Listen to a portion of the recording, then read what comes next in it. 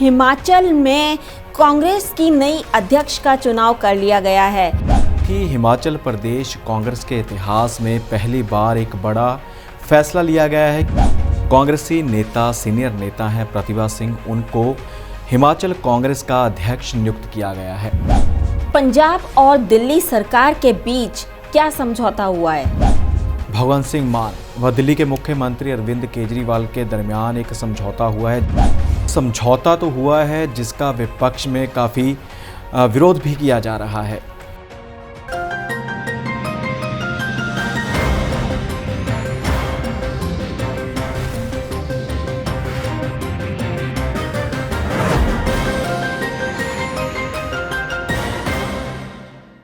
नमस्कार, D5 channel Hindi के programme खुलासा न्यूज़ का मैं वंदना आप सभी दर्शकों का स्वागत करती हूं।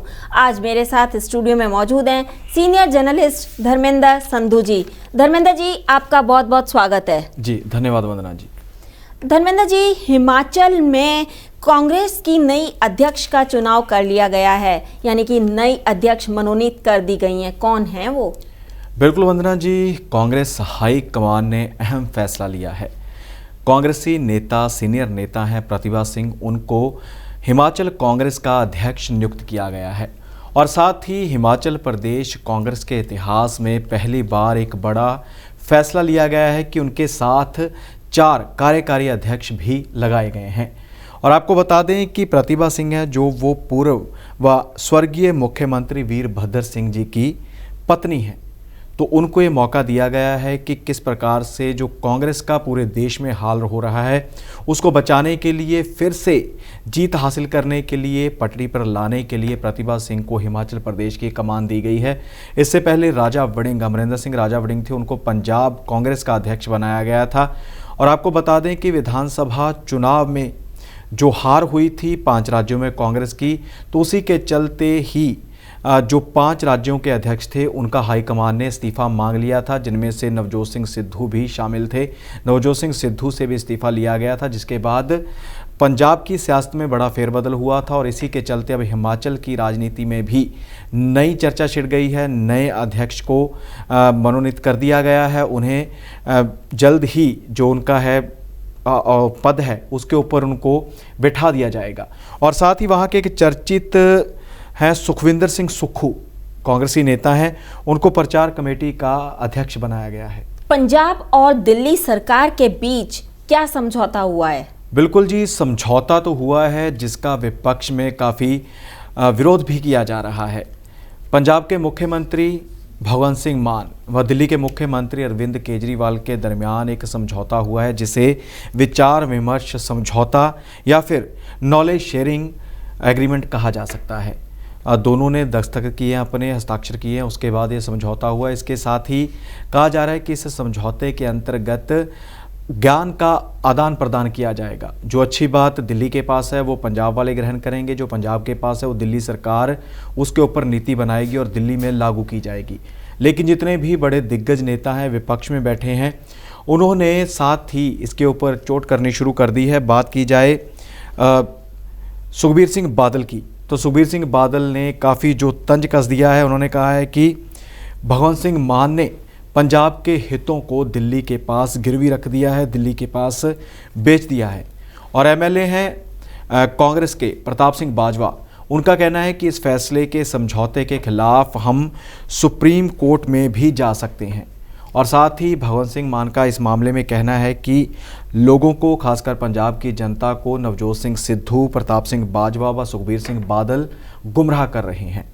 और इसी के चलते आपको बता दें कि समझौते के अंतर्गत स्वास्थ्य व शिक्षा में सुधार लाया जाएगा। भगवंत सिंह मान दिल्ली पहुंचे हुए थे, उन्होंने वहां के अस्पतालों व स्कूलों का निरीक्षण किया था। उसी पॉलिसी को पंजाब में भी लागू किया जाएगा। सबसे पहले 117 मोहल्ला क्लिनिक पंजाब में स्थापित किए जाएंगे और साथ ही 117 सरकारी स्कूल भी पंजाब में स्थापित किए जाएंगे, ताकि शिक्षा व स्वास्थ्य के स्तर को और भी ऊंचा उठाया जा सके। योगी सरकार ने अधिकारियों और मंत्रियों के लिए नया फरमान जारी कर दिया है। क्या है ये नया फरमान?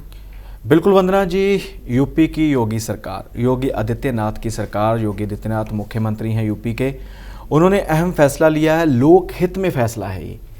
जिस प्रकार से मंत्री व जो बड़े अधिकारी होते हैं उनके ऊपर इल्ज़ाम लगते हैं कि ये अपनी दूसरी कमाई करते हुए जो फंड होते हैं, ग्रांट्स होती हैं, उनमें घपला करते हुए अपनी संपत्ति को बढ़ा लेते हैं। तो इसी के चलते योगी सरकार ने ये फैसला लिया है कि जितने भी मंत्री हैं, जितने भी बड़े अधिकारी हैं, जैसे आईएएस अधिकारी हैं, वहाँ के पुलिस अधिकारी हैं, वो अपनी संपत्ति जितनी भी उनकी चल अचल जायदाद है उसका ब्यौरा देंगे, उसका पूरी तरह से जनतक करेंगे कि क्या क्या उनके पास है, यहाँ तक कि उनके परिवार व परिवार के जो सदस्य हैं उनके नाम पर कौन सी संपत्ति है, कितने व्हीकल हैं, कितनी उनके पास प्रॉपर्टी है, उसका सारा ब्यौरा वो नशर करेंगे ताकि लोग भी जान सकें कि इन अधिकारियों के पास, मंत्रियों के पास कितनी संपत्ति है, कितने करोड़पति हैं, कितने के वो मालिक हैं। और इसके लिए 3 महीने का समय दिया गया है। 3 महीने के अंदर अंदर मंत्रियों व अधिकारियों को अपनी संपत्ति का पूरा ब्यौरा देना पड़ेगा। कालका शिमला टॉय ट्रेन का विकास होने जा रहा है, क्या बदलाव होने जा रहे हैं इसमें? वंदना जी, कालका शिमला जो रेलवे लाइन है काफ़ी पुरानी है। देखा जाए तो 118 साल पुराना ये रेलवे ट्रैक है, अंग्रेज़ों के समय का बना हुआ। तो इसे यूनेस्को ने भी अपनी सूची में शामिल किया है, जो वर्ल्ड हेरिटेज साइट्स होती हैं उनमें भी शामिल किया गया है। और इसी के चलते ही इसमें जो अब नया बदलाव होगा, जो ट्रेन चलती है, टॉय ट्रेन चलती है, उसके जो डिब्बे हैं उनका निर्माण रेल कोच फैक्ट्री कपूरथला में किया जा रहा है। पंजाब में कपूरथला है, वहाँ पर रेल के डिब्बे बनते हैं, वहाँ पर किया जा रहा है। और वाईफाई की सुविधा दी जाएगी। और जो एसी कोच होंगे, एसी कोच में 180 डिग्री तक घूमने वाली सीट्स होंगी कि आप कहीं भी घूम सकते हैं उस सीट के माध्यम से। आपने दाएं देखना है, बाएं देखना है, पीछे देखना है, तो उठने की ज़रूरत नहीं पड़ेगी। तो इसी के चलते सीसीटीवी कैमरास लगाए जाएंगे, अलार्म लगाए जाएंगे। और जिस प्रकार मेट्रो में चलता है कि आपका स्टेशन कब आएगा, तो उसके लिए एक डिस्प्ले बोर्ड भी लगाए जाएंगे जिसके ऊपर पता चलता रहेगा कि जो आगे स्टेशन कौन सा है, आपने जहाँ पर उतरना है तो आप सुनकर उतर सकते हैं। अगर आपको कोई समस्या आती है तो उसके लिए अलार्म बटन अलग से लगाए जाएंगे। आप अपनी समस्या उस अलार्म के माध्यम से ड्राइवर तक, जो उसका चालक है ट्रेन का, उसके तक पहुँचा सकते हैं।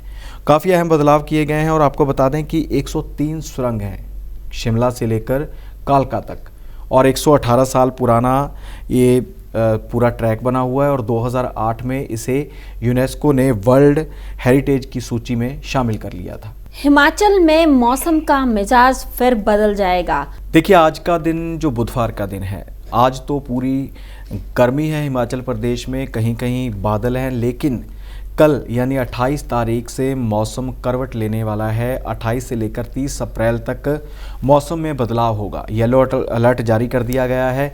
खासकर 5 जो जगह हैं वहाँ पर चंबा, कुल्लू, कांगड़ा, मंडी व किन्नौर में आंधी व बारिश का येलो अलर्ट है और मौसम बदल सकता है। लेकिन इसका सबसे अहम फ़ायदा ये होगा कि जिस प्रकार से शिमला व अन्य स्थानों पर पहाड़ों पर आग लगी हुई है, जंगलों में आग लगी हुई है, जिस प्रकार से फायर ब्रिगेड के कर्मचारी उस पर काबू डालने की कोशिश कर रहे हैं, लेकिन फिर भी काबू नहीं हो पा रहा। अगर बारिश होती है तो कम से कम वो आग ज़रूर बुझ जाएगी, शांत हो जाएगी, जिससे जो प्राकृतिक संपत्ति का नुकसान हो रहा है, जलकर राख हो रही है, उसका बचाव हो जाएगा।